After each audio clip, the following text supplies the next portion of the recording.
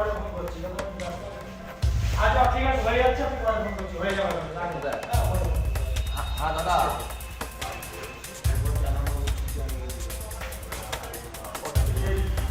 চোর পুলিশ খেলা হচ্ছে। বলুন স্যার। একেবারে ওটা ক্যাশে দেবে না ফাইন্যান্সে? ওকে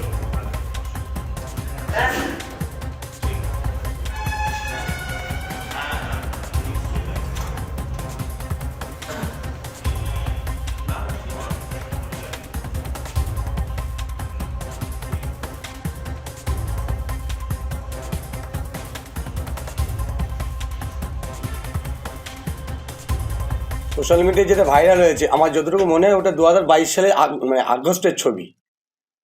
ওটা মানে মুরালি গ্রামের কিছু লোক একটা জমি সংক্রান্ত বন্ধু বান্ধবের মধ্যে সেখানে লেনদেন চলছিল, সেই সময় আমি আর কি প্রেজেন্ট ছিলাম ওখানে। এবং যারা বর্তমানে জমিটা মানে নিয়েছিল তার মধ্যে মানে শরীফ মন্ডল মানে হ্যাঁ শরীফ বেশের প্রেজেন্ট আছে আমার সঙ্গে। জমিটা হচ্ছে এই টাকা তাহলে কার, আপনার? না, এই টাকা যতদূর সম্ভব টোটাল মুরালি গ্রামের লোকজনদের। হঠাৎ করে আজকে ভাইরাল হলো কেন? কেউ বা কারা চক্রান্ত করে ভাসানোর চেষ্টা করেছে আমাকে। কারা চক্রান্ত কারা করছে বলে মনে হয়? কি মনে করছেন আপনি? কোন রাজনৈতিক দল কি? হ্যাঁ, রাজনৈতিক দল তো অবশ্যই মানে কি তৃণমূল আছে, অনেকই রাজনৈতিক দলের মধ্যে। আপনি তো তৃণমূলের সাথে যুক্ত, আপনাকে কি মানে ইমেজ খারাপ করার জন্য? হ্যাঁ ইয়েস, ইমেজ খারাপ, হ্যাঁ টোটাল খারাপ করার জন্য এই চক্রান্তটা করছে। তারা কি তৃণমূল করে? এই রিসেন্টলি যেটা বামনগাছি একটা মানে ঘটনা করেছিল, যে একটা হ্যাঁ টোটাল জমিকে কেন্দ্র করে সেখানে আমি আর কি প্রতিবাদ করেছিলাম বলে তার প্রতিবাদ স্বরূপ আমাকে ফাঁসানো হয়েছে। কে ফাঁসিয়েছে? নাম যদি বলেন আপনি। দলেরই অন্তরে ফাঁসিয়েছে। তাহলে কি গোষ্ঠীদ্বন্দ্বের কথা বলছেন আপনি? গোষ্ঠীর কথা বলবো না, কিন্তু ব্যক্তিগত। আপনি তো বলছেন যে দলেরই কেউ করছে, সেখানে গোষ্ঠীদ্বন্দ্ব থেকে এগিয়ে যাচ্ছেন, সেটা একটু যদি খুলে বলেন তাহলে আরো ভালো হয়। হ্যাঁ, তাতে হ্যাঁ পরিষ্কার বোঝা যায় আমার যে হ্যাঁ বর্তমানে ব্লকের কনভেনার আছে তা আমি হ্যাঁ তার দিকে আঙুলটা তুলছি। কি নাম তার? মোহাম্মদ ইচ্ছা সর্দার। কেন? যা উনি যা প্রেস বাইট দিয়েছে তার থেকে আমি বুঝতে পারছি। উনি তো অলরেডি বলেছে আপনি যদি দোষী হন দল হ্যাঁ তদন্ত করুক, দল তদন্ত করুক, আমি তো বলছি দল তদন্ত করুক, তদন্ত করলে তদন্ত করুক, তদন্ত আমি তো পারমিশন বলছি যে তদন্ত হলেই ভালো হবে। হঠাৎ কেন আপনাকে ফাঁসালো বা কালিমালি লিপ্ত করার কি উদ্দেশ্য? ওই তো বামনগাছির জমিটা যারা 80 বছর ধরে জমিটায় আছে, ফাঁদি সম্পত্তি, সেখানে রাতের অন্ধকারে বুলডোজার চালিয়ে 10টা দোকান, 2টো বাড়ি সহ হ্যাঁ টোটাল গুড়িয়ে দিয়েছে, কেউ প্রতিবাদ করেনি। সেখানে আমি হ্যাঁ প্রতিবাদ করেছিলাম, আর জিতু বলে ও হ্যাঁ টোটাল প্রতিবাদ করেছিল। আপনি প্রতিবাদ করাতেই আপনাকে চক্রান্ত করে ফাঁসানো? হ্যাঁ ইয়েস, একদম। দলের উচ্চতর নেতৃত্বের সাথে আপনি কথা বলেছেন? না, কথা বলবো, আমি কথা বলবো। দলের তরফ থেকে আপনাকে কি বলা হয়েছে? দলের তরফ থেকে আমার কিছু বলেনি। এই টাকাগুলো তাহলে আপনার না? না, এই টাকা আমার নয়। এই যে আপনি যে ইচ্ছা সর্দারের নাম বলছেন, তার নামে কি আপনি কমপ্লেন করবেন? কমপ্লেন করবো না, কথা বলবো ইচ্ছাবার সঙ্গে আমি। না, আপনাকে এইভাবে উনি তো বাইট দিয়েছেন, দেখলাম তো উনি বাইট দিয়েছে। দেখুন, গিয়াসউদ্দিন মণ্ডল হচ্ছে একজন জমি মাফিয়া, আর তৃণমূল কংগ্রেস এই সমস্ত মাফিয়া চোর ডাকাতকে নিয়ে এই দলটা চলছে, এবং পশ্চিমবঙ্গকে কীভাবে লিড করছে আজকের ঘটনা সেটা প্রমাণ করে।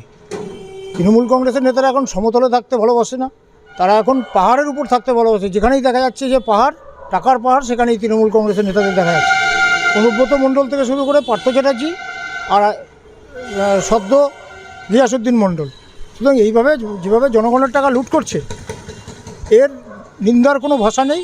মানুষ আগামী দিনে এর মুখের মতন জবাব দেবে। আমি ইডি এবং সিবিআইকে বলবো সুমোটো কেস করে এই গিয়াসউদ্দিন মণ্ডল এবং তার সঙ্গে যারা জড়িত এই সমস্ত দুর্নীতির সঙ্গে, তাদেরকে অবিলম্বে গ্রেপ্তার করে ইডি হেফাজতে নিয়ে টোটাল এই ধরনের টাকার যে উৎস সেটাকে তদন্ত করে তাদেরকে উদ্ধার করার দরকার দেশের স্বার্থে। যেভাবে আজকে মানুষকে তারা বোকা বানিয়ে তারা বিভিন্ন রকমভাবে অসৎ উপায় অবলম্বন করছে, এর বিরুদ্ধে প্রতিবাদ হওয়া উচিত এবং মানুষ আগামী দিনে মুখের মতন জবাব দেবে বলে আমার দৃঢ় বিশ্বাস।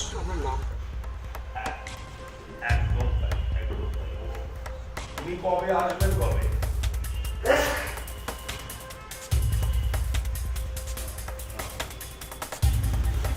আজকে আপনি আসেন, ও আমি কমিয়ে দেবো। একেবারে ওটা ক্যাশে দেবে না ফাইন্যান্সে? ওকে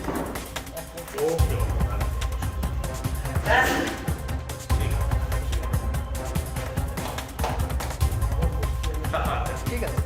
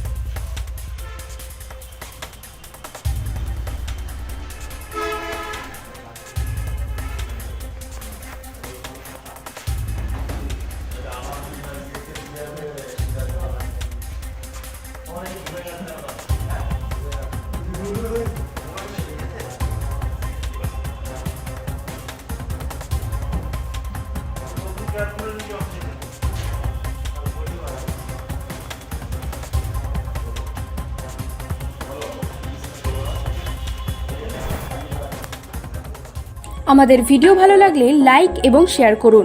কমেন্ট সেকশনে গিয়ে জানান আপনাদের মতামত। আরও ভিডিও পেতে আমাদের চ্যানেল সাবস্ক্রাইব করুন এবং প্রতি মুহূর্তে খবরের আপডেট পেতে প্রেস করুন বেল আইকন।